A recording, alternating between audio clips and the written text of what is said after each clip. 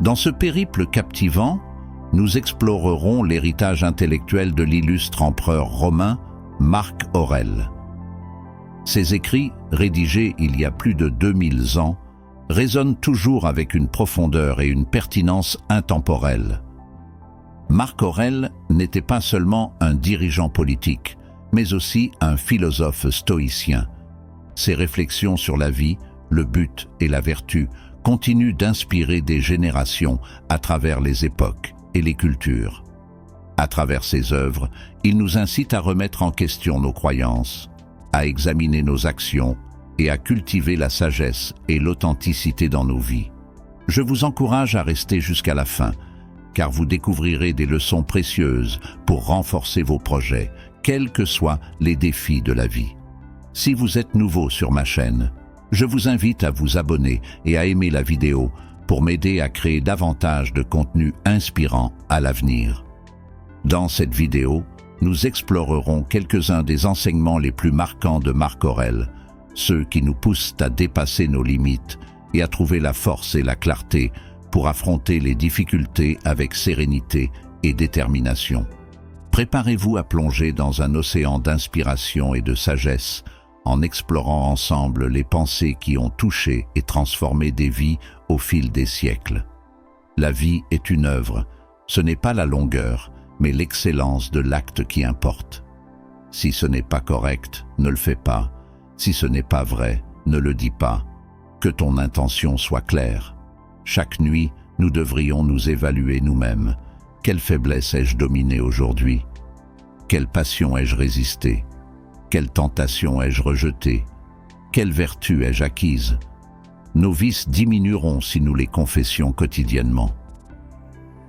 Lorsque tu te réveilles le matin, rappelle-toi que tu rencontreras des personnes ingrates, arrogantes, malhonnêtes, jalouses et mesquines. Elles sont ainsi car elles ne distinguent pas le bien du mal. Mais moi, j'ai vu la beauté du bien et la laideur du mal, et j'ai compris que le malfaiteur partage avec moi la même nature humaine. Ainsi, aucun d'eux ne peut me nuire ou m'impliquer dans leur laideur. Je ne peux ni me mettre en colère contre mon semblable, ni le haïr. Nous sommes nés pour travailler ensemble, comme les pieds, les mains et les yeux, comme les deux rangées de dents. Se nuire mutuellement est contre nature. À chaque instant, tu as une option. Accepter les événements avec humilité, traiter les personnes comme elles doivent l'être, et aborder chaque pensée avec soin pour éviter toute irrationalité. Nous ne devrions pas suivre aveuglément la foule, mais tracer notre propre chemin. Lorsque les gens te blessent, demande-toi quel bien ou quel mal ils espéraient en tirer. Si tu comprends cela, tu ressentiras de la sympathie plutôt que de l'indignation ou de la colère. Même si tu devais vivre 3000 ans de plus, souviens-toi que tu ne perds que la vie présente. La plus longue vie est la même que la plus courte. Le présent est le même pour tous. Nous ne pouvons perdre ni le passé ni le futur. Comment pourrais-tu perdre ce que tu n'as pas? Souviens-toi que tout a toujours été le même et continue de revenir. Que tu vois les mêmes choses se répéter dans 100 ans ou 200 ans, cela n'a pas d'importance. Les plus longues vies et celles qui se terminent bientôt perdent la même chose. Le présent, tout ce qu'ils peuvent renoncer. Concentre-toi sur ce que tu as à faire. Rappelle-toi que ta tâche est d'être un bon être humain. Fais ce que la nature exige de toi, sans hésitation, et dis la vérité telle que tu la vois, mais avec gentillesse et humilité. À la veille de ta mort, ne sois plus agité ni convaincu que les choses extérieures peuvent te faire du mal. Reconnais que la sagesse et la justice sont ce qui compte, et que ce n'est pas l'homme qui a peu, mais celui qui désire plus qui est pauvre. Ne perds pas ta dignité, car chaque vie a une fin, et au lieu de chercher l'approbation des autres, concentre-toi sur ton propre bonheur. Les Spartes plaçaient leur siège d'invités à l'ombre. Il est donc nécessaire de déraciner la peur de la souffrance future et le souvenir de la souffrance passée. Regarde qui sont vraiment les personnes dont tu convoites l'approbation et comment elles pensent. Ainsi, Tu ne blâmeras pas ceux qui commettent des erreurs qu'ils ne peuvent éviter, et tu ne ressentiras pas le besoin de leur approbation. Vois la source de leur jugement et de leurs actions. Les gens ignorants voient la vie en termes d'existence ou de non-existence, mais les sages la voient au-delà de ces concepts. Lorsque tu as besoin d'encouragement, pense aux qualités des personnes qui t'entourent. L'énergie de l'un, la modestie de l'autre, la générosité d'un troisième. Rien n'est aussi encourageant que les vertus incarnées dans ceux qui nous entourent. Donnons comme nous aimerions recevoir, joyeusement, rapidement et sans hésitation. L'esprit anxieux pour l'avenir est misérable. Respecte ta capacité à contrôler tes pensées. Agis sans contrainte, sans égoïsme, avec prévoyance et sans appréhension. Que ton esprit soit celui d'un adulte, d'un citoyen, d'un gouverneur en poste, attendant patiemment sa retraite de la vie. Reste droit, ne te redresse pas. Rien n'est aussi misérable que d'anticiper les malheurs. Souviens-toi que rien n'arrive à personne qu'il ne puisse supporter. Ce qui arrive aux autres et qu'ils surmontent sans dommage, tu peux le surmonter aussi. Si tu fais ton travail avec diligence, énergie et patience, libre de distraction, gardant l'esprit clair comme si tu devais le rendre à tout moment, ta vie sera heureuse. Les capacités que nous avons sont présentes chez tous les êtres rationnels. Comme la nature prend chaque obstacle et l'incorpore à ses desseins, un être rationnel peut transformer chaque contretemps en matière première pour atteindre ses objectifs. Consulte tes amis, particulièrement dans ce qui te concerne. Leur conseil peut être utile là où ton propre amour-propre nuit à ton jugement. En entrant dans leurs esprits, tu comprendras les jugements que tu crains et comment ils se jugent eux-mêmes. Ressens de l'affection pour les gens, même lorsqu'ils commettent des erreurs. Ils agissent par ignorance et contre leur volonté, et vous serez tous deux morts avant longtemps. L'attente est le plus grand obstacle à la vie. En anticipant demain, on perd aujourd'hui. As-tu fait quelque chose pour le bien commun? Reste centré sur cela. Certains châtiments sont des cadeaux, d'autres des faveurs. La vie est le feu qui brûle, le soleil qui donne la lumière, le vent et la pluie, le tonnerre dans le ciel.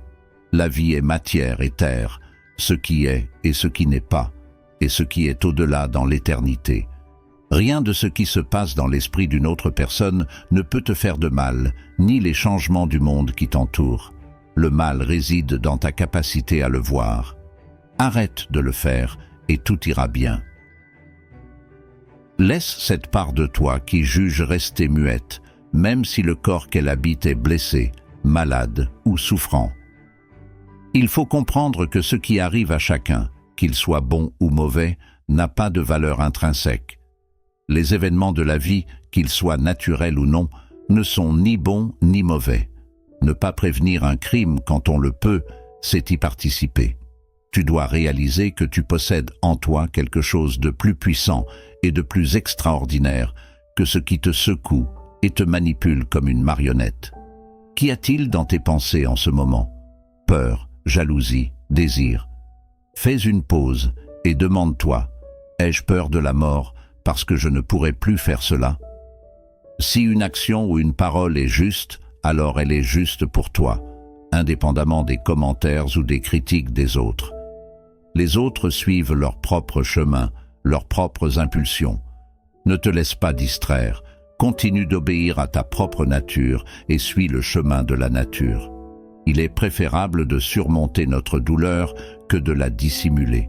L'esprit est le gouverneur de l'âme, il doit rester imperturbable face aux agitations du corps, qu'elles soient douces ou violentes. Ne te laisse pas submerger par ces sensations, mais accepte-les comme naturelles. Ne laisse pas l'esprit juger et étiqueter les sensations comme bonnes ou mauvaises. Il est sage de laisser passer un peu de temps, car le temps révèle la vérité. Si tu n'as pas un objectif constant dans la vie, tu ne peux pas vivre de manière constante. Un objectif clair est essentiel. Il n'y a pas de point de référence commun pour toutes les choses que les gens considèrent comme bonnes, sauf pour quelques-unes, celles qui nous affectent tous. Ainsi, l'objectif doit être commun. civique. Si tu diriges tes énergies vers cela, tes actions seront cohérentes. Et toi aussi. Quelqu'un me méprise, c'est son problème. Le mien est de ne rien faire ni dire de méprisable. Quelqu'un me hait, c'est son problème.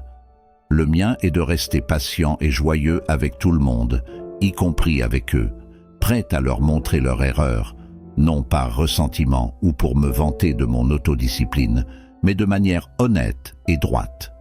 Nous devrions être ainsi à l'intérieur et ne jamais permettre à Dieu de nous voir en colère ou ressentant de l'amertume. Tant que tu fais ce qui est propre à ta nature et acceptes ce que la nature du monde te réserve, et tant que tu travailles pour le bien des autres par tous les moyens possibles, que peut-il t'arriver de mal? Celui qui fait du bien à un autre se fait également du bien. Les pensées que tu as déterminent la qualité de ton esprit. Ton âme adopte la couleur de tes pensées. Colorie-la avec des pensées nobles. Tu peux bien vivre n'importe quelle vie que tu choisis. Les vies sont vécues à la cour, alors les bonnes peuvent l'être aussi. Tout ce qui arrive est supportable ou non. Si c'est supportable, supporte-le et cesse de te plaindre. Si ce n'est pas supportable, cesse de te plaindre, car ta destruction signifiera aussi la fin de ta douleur. Souviens-toi que tu peux jouir de tout ce que ton esprit peut rendre supportable en le traitant comme étant dans ton intérêt. Si tu cherches la tranquillité, fais-en moins.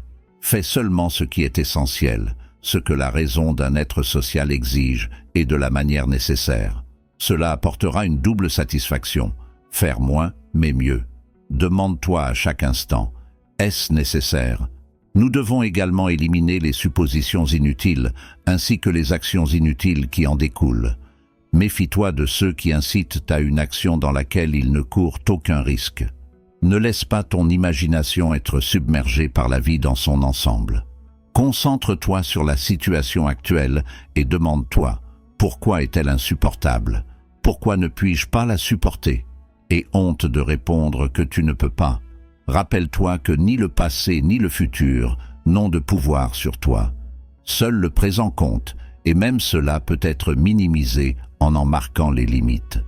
Si ton esprit dit qu'il ne peut pas supporter cela, garde-le honteux. Nous devenons plus sages par l'adversité. La prospérité détruit notre appréciation du juste. Méfie-toi de ceux qui disent « je vais être franc avec toi ». Cela ne devrait même pas avoir besoin d'être dit, cela devrait être évident. Une personne honnête et directe devrait être comme quelqu'un qui a une forte odeur. Quand tu es dans la même pièce qu'elle, tu le sais. La fausse franchise est comme un couteau dans le dos. Évite-la à tout prix. Si tu es honnête et direct et que tu as de bonnes intentions, cela devrait se voir dans tes yeux. Les difficultés fortifient l'esprit comme le travail fortifie le corps. Il est normal de ressentir du stress si tu vis une vie humaine normale. Et si c'est normal, comment cela peut-il être mauvais? Il n'y a pas de plaisir à posséder quelque chose qui n'est pas partagé. Pour effacer les perceptions fausses, dis-toi à toi-même « J'ai en moi la capacité de garder mon âme éloignée du désir mauvais et de toute confusion, de voir les choses comme elles sont et de les traiter comme elles le méritent. » Ne sous-estime pas cette capacité innée. Pendant que nous remettons à plus tard, la vie passe. Peu importe ce que tu endures, mais comment tu l'endures. Que chaque événement soit le bon. Regarde de près et tu verras non seulement le juste en général, mais le juste comme si quelqu'un l'avait pesé avec une balance. Continue de regarder de près, c'est une question de perception. Tu es aux commandes. Tu peux te passer de la perception erronée à volonté. Le point d'ancrage est la tranquillité totale, la calme assurée, une sécurité inébranlable. Souvent, nous voulons une chose et prions pour une autre sans dire la vérité même au Dieu. Ne vis pas comme si tu avais des années sans fin devant toi. La mort plane au-dessus de toi. Pendant que tu es vivant et capable d'être bon, sois-le. Sois comme le rocher sur lequel les vagues continuent de s'écraser. Il reste immobile, et la fureur de la mer se calme autour de lui. Concentre-toi chaque minute comme un Romain, comme un homme, à faire ce que tu as devant toi avec sérieux, précision et authenticité, avec tendresse, volonté et justice, et en te libérant de toutes les distractions. Si tu peux faire cela, si tu fais tout comme si c'était la dernière chose que tu faisais dans ta vie, et cesse d'être sans but, cesse de laisser tes émotions anéantir ce que te dit ton esprit, cesse d'être hypocrite, égoïste, irritable, vois combien de choses tu dois faire pour vivre une vie satisfaite et révérencieuse. Si tu peux gérer cela, c'est tout ce que même les dieux pourraient demander. La tranquillité vient lorsque tu cesses de te préoccuper de ce que disent, pensent ou font les autres, et te concentres uniquement sur ce que tu fais. Ne te laisse pas distraire par les ténèbres, mais cours directement vers ton objectif sans déviation. Peu importe ce que quelqu'un dit ou fait, ma tâche est d'être bon. Comme l'or, l'émeraude ou le pourpre, peu importe ce que quelqu'un dit ou fait, ma tâche est d'être émeraude. Ma couleur ne s'estompe pas. Tu as donné de l'aide et ils l'ont reçue. Et pourtant, comme un idiot, tu continues d'attendre plus, d'être crédité pour une bonne action, d'être récompensé et d'être gentil. Pourquoi te distrais-tu avec des choses externes? Prends du temps pour toi-même pour apprendre quelque chose de précieux. Ne te laisse pas emporter dans toutes les directions, mais assure-toi de te protéger contre l'autre type de confusion. Les personnes qui travaillent toute leur vie, mais n'ont pas d'objectif pour diriger chaque pensée et chaque impulsion, perdent leur temps même quand elles travaillent dur. Nous avons diverses capacités présentes chez toutes les créatures rationnelles, comme dans la nature même de la rationalité, et c'en est une.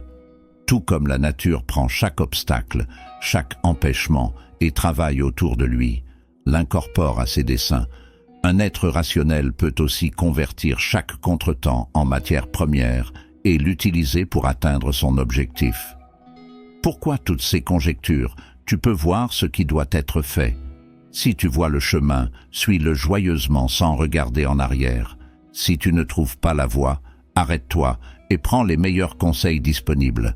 Si un obstacle se présente, continue en utilisant au mieux ce que tu as appris, en t'accrochant à ce qui semble juste.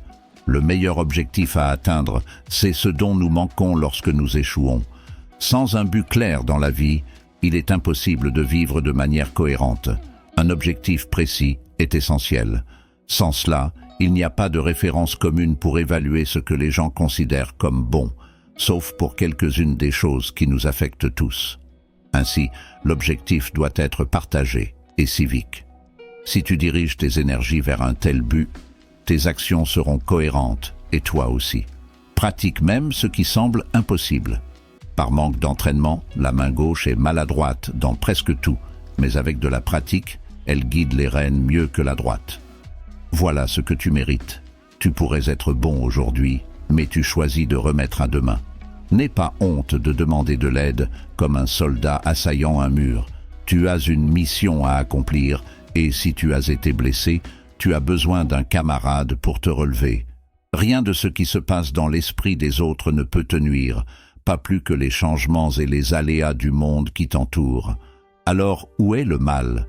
Arrête de te tourmenter et tout ira bien. Laisse la part de toi qui juge rester silencieuse, même si le corps qu'elle habite est blessé, brûlé ou malade. En d'autres termes, réalise que ce qui arrive à tout le monde, bon ou mauvais, n'a pas de valeur morale intrinsèque. En conclusion, les enseignements de Marc Aurèle nous encouragent à mener une vie vertueuse, sage et sereine. En adoptant une perspective stoïcienne, nous pouvons affronter les défis de la vie avec courage et lucidité. Ces réflexions nous rappellent l'importance de la discipline personnelle, de l'altruisme et de l'intégrité. Si cette exploration des pensées de Marc Aurèle vous a plu et que vous souhaitez en apprendre davantage sur le stoïcisme, n'oubliez pas de vous abonner à la chaîne et de cliquer sur « J'aime ». Votre soutien m'aide à continuer à créer du contenu inspirant et éducatif. Merci pour votre attention et à bientôt pour de nouvelles découvertes philosophiques.